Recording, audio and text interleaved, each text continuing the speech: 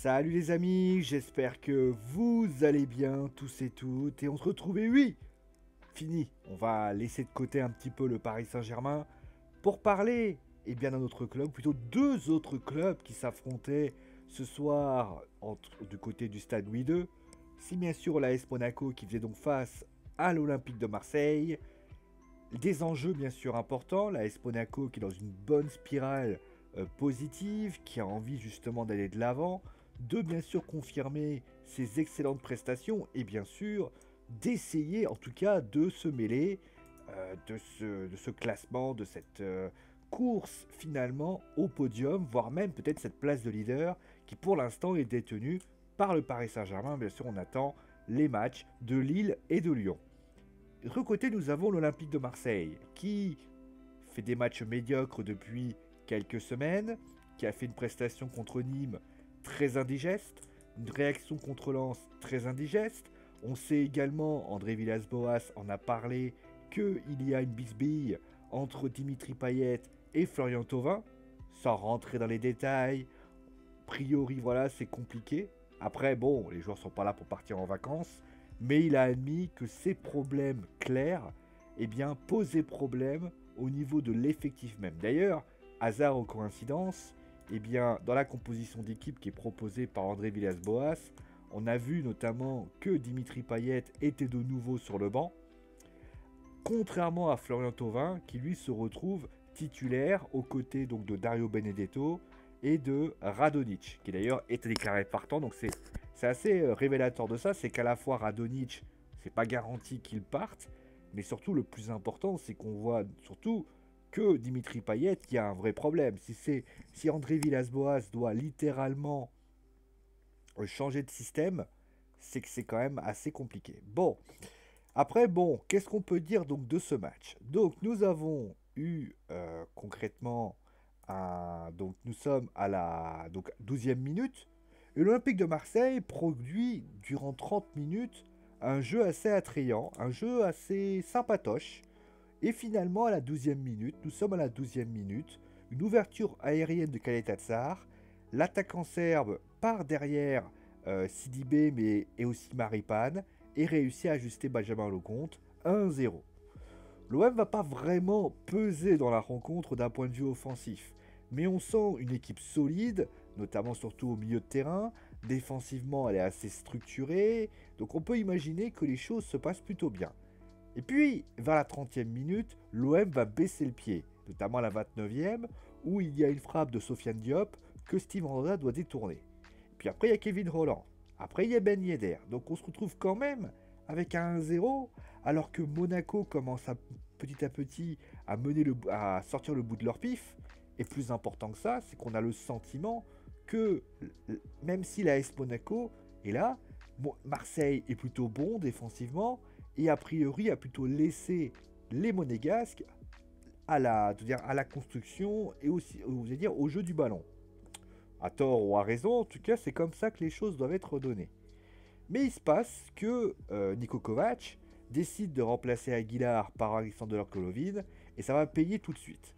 Puisque à la 48e minute, but de Guillermo Maripane sur un passe décisive d'Alexander Golovin. D'ailleurs, vous allez me demander pourquoi on va le mettre, parce que tout simplement, Golovin est rentré à la mi-temps. Donc considérant qu'il est rentré à la mi-temps, il a donc les 45 minutes autorisées et il peut donc être l'homme du match. Voilà, c'est comme précisé.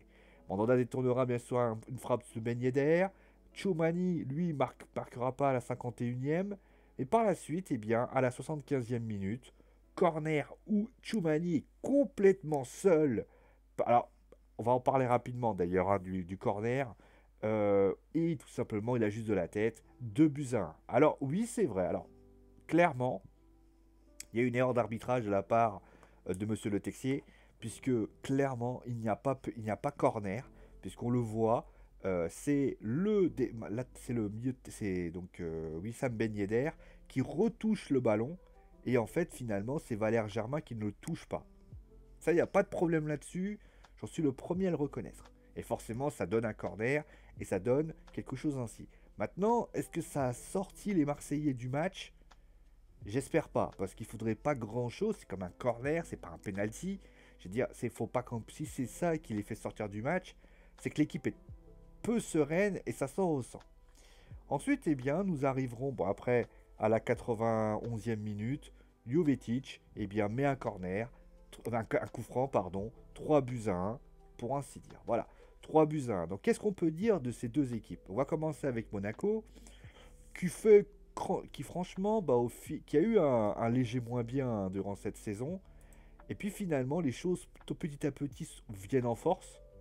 On pensait, ils ont toujours réussi, vous savez, des coups finalement. On se souvient notamment contre le Paris Saint-Germain, ils avaient gagné 4-2, alors qu'ils étaient menés 2-0. Je dis pas que alors c'est pas du tout le même match, je suis pas en train de les comparer, mais moi ce qui me plaît dans cette équipe, c'est que cette équipe, même si elle a été menée au score, même si elle a fait une prestation moyenne, surtout en début de match, elle ne sait pas du tout, elle est en confiance. Elle est en confiance et tu sens que cette équipe, elle dégage une sérénité et il y a surtout un truc, c'est que l'équipe est très bien fournie offensivement et défensivement.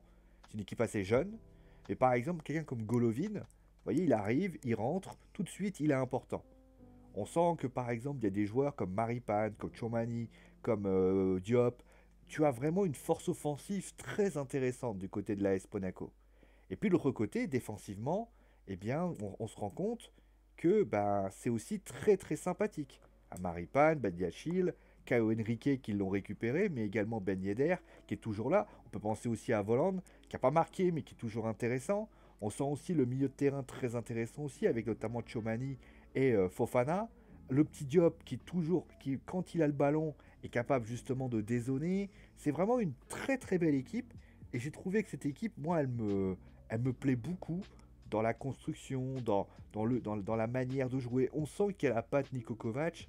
Voilà, ça part dans la verticalité, ça va très vite. Alors, le défaut de ce match, enfin de Monaco concrètement, c'est surtout que, à vouloir aller dans la verticalité, il y a un problème de profondeur qui arrive. C'est-à-dire que, pour faire court, je vais vous faire un petit schéma. Quand vous essayez, donc je vais vous faire un tube en rouge par exemple, quand vous avez décidé de faire en sorte que votre bloc, on va considérer qu'il est là. Ce qui se passe, c'est que forcément, vous laissez de la profondeur, j'exagère vraiment, hein, vous laissez forcément de la profondeur derrière. Donc forcément, qu'est-ce qui s'est passé? C'est qu'il y a eu Radonjic, qui est donc, il y a eu un long ballon qui est parti comme ça, vous voyez? Il y a un ballon qui est parti comme ça. Et là, à ce moment-là, alors forcément, si vous mettez plus votre bloc plus haut, alors j'ai vraiment exagéré, hein, et finalement, vous vous faites avoir dans la profondeur. Et c'est peut-être ça le petit défaut de l'OM, de l'ASM.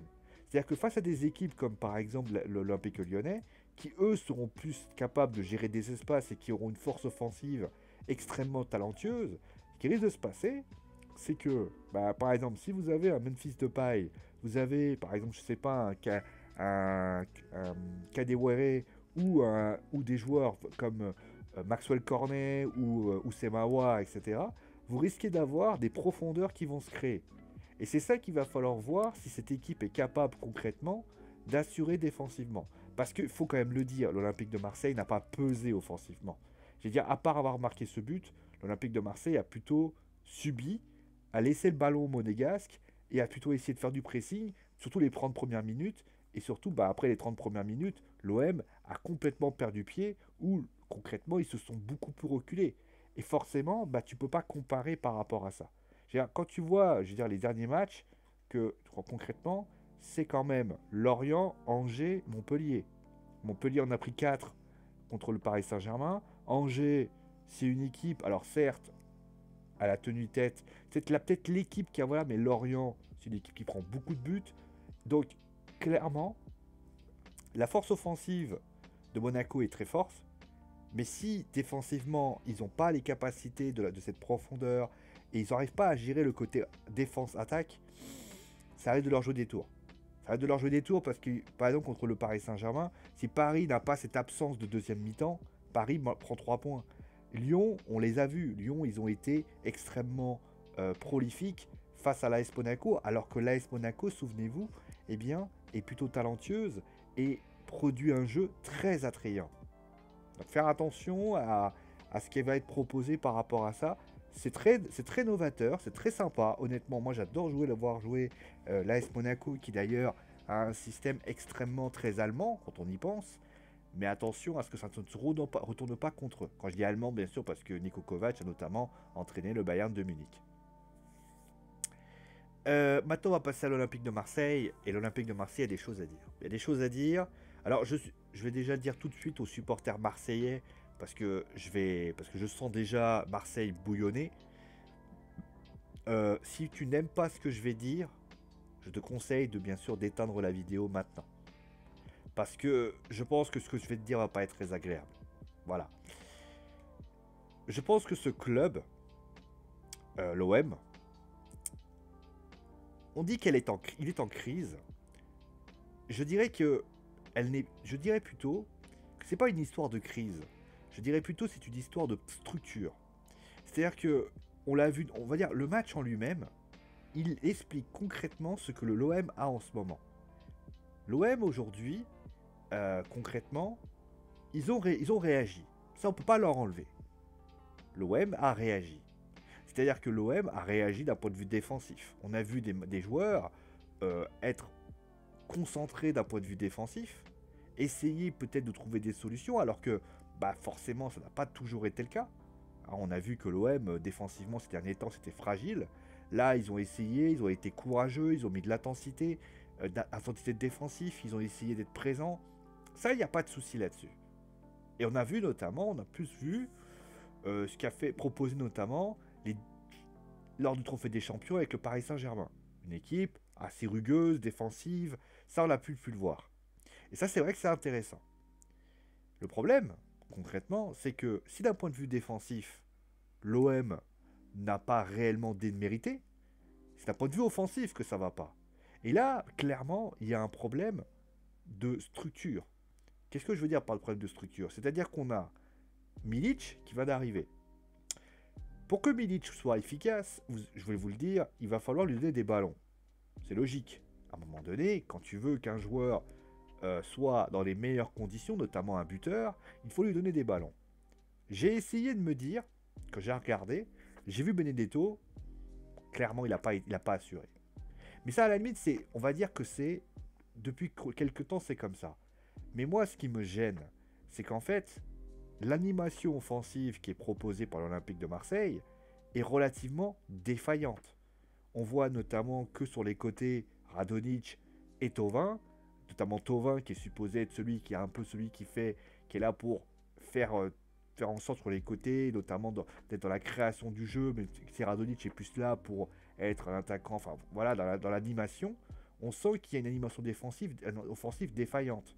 On voit notamment, par exemple, des ballons qui sont une montre de verticalité, des choses comme ça. On voit des latéraux, notamment Sakai. Sakai, il a sauvé 2 fois l'Olympique de Marseille, mais sinon, en général, il est très très bas. On voit un Cuisance qui est supposé quand même être à l'aise techniquement, d'après ce qu'on dit, et au final, Michael Cuisance, aujourd'hui, eh ben, il est là, mais on l'a bien vu, il n'était pas là. Dans l'animation offensive, dans la manière de prendre le ballon, il a touché extrêmement peu de ballons. Pape Gay a été intéressant dans la récupération, mais comme le problème, c'est quand il avait dans la récupération, dans l'aspect défensif. Et donc, finalement, bah, tu sens une équipe qui manque quelque chose. Polirola, qu'on a vu notamment contre le Paris Saint-Germain, qui prend le ballon, qui essaie d'apporter offensivement, c'est très léger. Donc, tout ça pour dire que tout ceci mis bout à bout, vous pouvez pas sortir une bonne équipe en fait. Et j'imagine que si Dimitri Payet, quand Dimitri Payet est rentré, qu'il a remplacé notamment, alors je vais vous dire qui l'a remplacé, parce qu'il est rentré Dimitri Payet, Payet, attends, je vais vous trouver qui l'a remplacé. Il a remplacé Radonjic, et d'ailleurs, pour information, il a remplacé Radonjic, et Thauvin a remplacé Germain. Ça c'est révélateur, on sait que Payet et Thauvin ne s'entendent pas. Mais la réalité, c'est que même quand Payet est rentré, il n'a pas su apporter quelque chose. Et la question qu'il faut se poser, c'est Thauvin, Payet, on sait que ça va pas. Est-ce que Villas-Boas ne devrait peut-être pas, à un moment donné, taper du poing sur la table, essayer de faire en sorte que les deux s'entendent, pour le bien de l'Olympique de Marseille, parce que Thauvin et Payet ont quand même un amour pour l'Olympique de Marseille, mais surtout, ils déséquilibrent l'équipe. Parce que Payet et Thauvin ensemble, même s'ils ne s'entendent pas, sont quand même importants pour ce club. Alors vous allez me dire, oui, alors je sais que certains vont me sortir, attends, on va se calmer là, Payet il est important, avec l'embonpoint, etc. Mais moi je m'appuie pas sur son état de forme aujourd'hui. Je m'appuie sur ce qu'il est capable d'apporter. On est bien d'accord que Dimitri Payet aujourd'hui a un niveau technique, physique défaillant.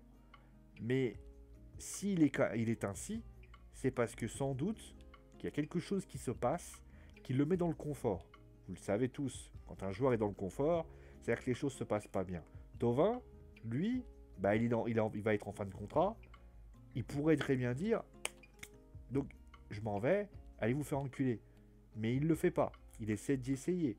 Mais au final, essayer et tout ça, en fait, ce que j'essaie de vous faire comprendre, et ça vous allez finir par comprendre, c'est que tout cela crée une ambiance malsaine, une ambiance pourrite, et une ambiance qui malheureusement donne à l'équipe un sentiment, je dirais, un sentiment très, très mitigé en fait. Voilà, c'est absolument pas ce qu'il faut. Et au final, bah, on sent que l'OM patauge. Et il va falloir faire beaucoup plus que ça. Voilà. Bon, est-ce qu'ils vont réussir à se... Alors après, les gens qui parlent de crise, on va terminer avec ça. Moi, je suis pas... Alors, peut-être que certains y voient une crise des résultats du côté de l'OM, bien sûr, parce que l'OM est sixième avec 32 points. Mais moi... Alors, il reste encore un match en retard, hein, bien évidemment. Moi, je suis pas étonné du classement de l'OM. La raison est simple. C'est que quand on regarde les 5 premiers du championnat aujourd'hui, c'est-à-dire Paris, Lille, Lyon, Monaco et Rennes, on ne peut pas dire que ces 5 équipes ne sont pas supérieures à l'OM. Paris l'a démontré, Lille l'a totalement démontré, Lyon l'a tellement bien démontré, Monaco l'a démontré face à Marseille, et Rennes revient depuis qu'on a bien compris que Rennes n'avait pas les capacités pour la Ligue des Champions. Donc Marseille est à sa place. Et je dirais même que Lens est peut-être, on va dire, supérieur à l'OM. Donc tout ça mis bout à bout, bah, ça donne ce qui s'est passé aujourd'hui. Une équipe qui on va dire, qui manque d'âme, qui manque de qualité. Après, est-ce que l'OM peut dégringoler? Est-ce qu'il faut virer André Villas-Boas? Je suis pas convaincu. On sait tous que l'année dernière, l'OM a été en sur-régime. On le sait tous. Et je pense pas que l'OM aurait perdu sa deuxième place, parce que certes, contrairement à ceux qui auraient pensé. Mais je pense que la Ligue des Champions, ça leur a déjà mis un coup au moral, mais ça leur donnait une sorte d'échappatoire en fait. D'ailleurs, on l'a bien vu, l'OM alignait les défaites en Ligue des Champions, et au final, bah, perdait face à gagner en championnat. Quand ils ont pu le championnat, leur Ligue des Champions, bizarrement, ils ont commencé à faire des résultats bidons. C'est peut-être qu'il y a un signe. Il y a un signe qui ne trompe pas. Après, est-ce qu'il faut virer Villas-Boas? Moi, je me demande pour remplacer par Qui? C'est la question. Bon, top et flop maintenant. Bah, les top et flop, au niveau des tops. Alors, à l'OM, c'est pas évident. Je ne cache pas. Je vais quand même mettre Mandanda, même s'il a pris 3 buts, il a quand même été présent dans cette rencontre. Mais je le mets vraiment en top pour sauver ce qu'il y a peu de sauver. Il n'a pas été déterminant plus que ça, mais tu peux pas le dire que Mandanda, c'est soit, alors voilà, c'est deux solutions. Soit tu le mets pas en top, mais j'ai quand même envie de lui dire, voilà, il essaye. Ensuite, j'ai envie de mettre surtout Radonjic, qui a été buteur, qui a apporté, qui a essayé de faire quelque chose, qui a essayé, voilà, d'apporter son petit quelque chose, etc., etc. Mais c'est quelque chose qui a été compliqué. Clairement, il a fait quelque chose, il a essayé, ça c'est quelque chose de pas mal. Kaleta Tsar aussi a été intéressant. Voilà, il a été dans les... J'ai trouvé qu'il était plutôt impérial, j'ai trouvé qu'il a été intéressant, je trouvais dans l'animation défensive, il a été l'un des rares à exister. Franchement, voilà.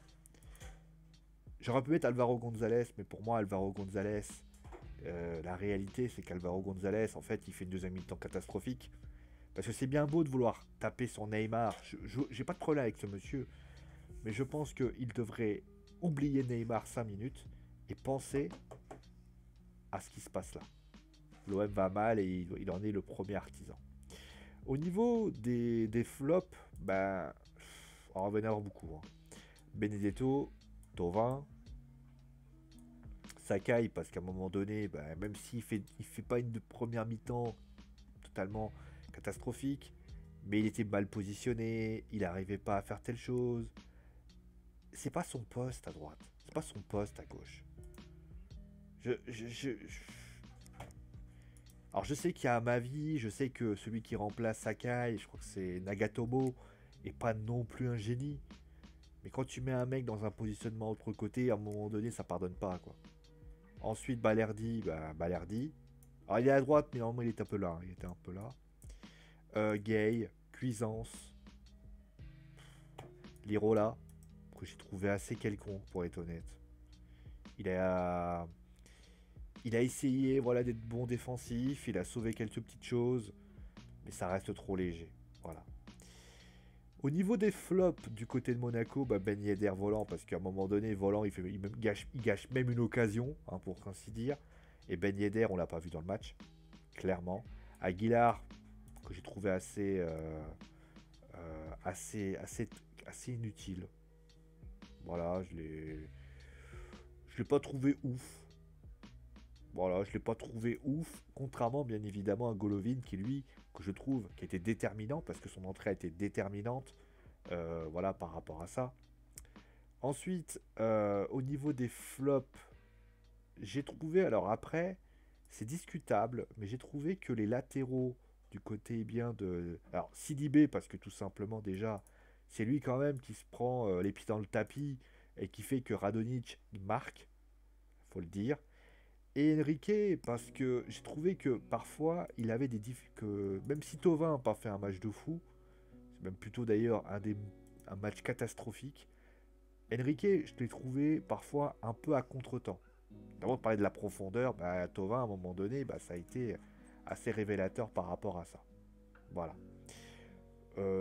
Voilà, c'est quelque chose. Après, ça a été un peu mieux, mais voilà. Au niveau des tops, bon, Golovin, je vais le mettre. Golovin. Sinon, j'ai beaucoup aimé, c'est Tchouameni et Fofana.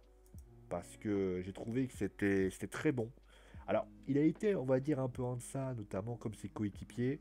Mais j'ai trouvé que notamment, il a été bien mieux en deuxième mi-temps. La récupération, il a notamment marqué un but. Donc ça, c'est plutôt une bonne nouvelle. J'ai trouvé que notamment, voilà, quand il a le ballon et qu'il a la possibilité de s'exprimer, il est quand même assez impressionnant. Fofana aussi, que j'ai trouvé excellent. La défense aussi, Maripane et Badiachil, même si Maripane, on sait qu'il y a peut-être un problème de contretemps dans le match, mais c'est plutôt intéressant. Diop, que j'ai trouvé plutôt bon. Alors surtout que, voilà, on peut dire qu'ils ont été bons surtout en deuxième mi-temps, mais Diop a trouvé des choses intéressantes et ça c'est quand même pas mal.